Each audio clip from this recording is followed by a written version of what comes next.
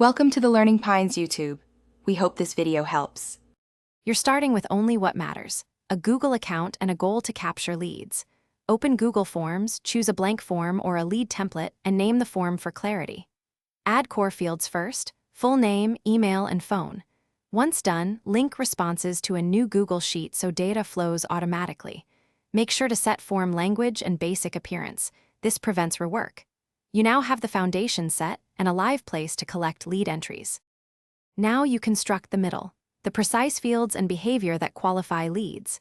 Add targeted questions like company size, budget range, and interest type using short answer, multiple choice, and drop-down fields. To keep forms short, apply conditional branching so only relevant sections appear.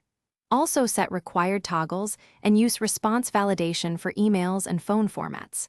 Once configured, preview the form and test several paths to confirm logic and validations work as intended before sending it to prospects. Finish by polishing the submission experience and automations. Customize the confirmation message and enable collect email addresses to track respondents.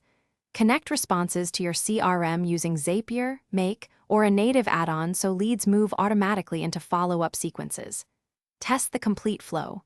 Submit a test lead, verify the Google Sheet row, confirm CRM record, and check any notification emails. If something fails,